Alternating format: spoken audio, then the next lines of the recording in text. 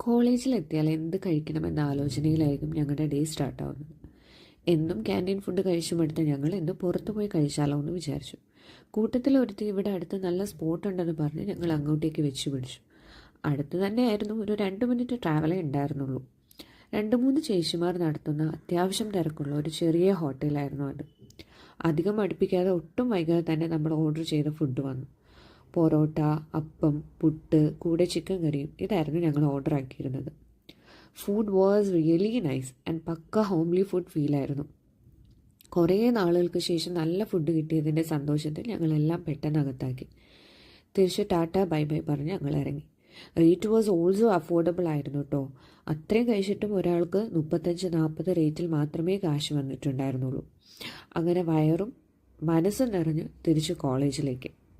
Back to our work.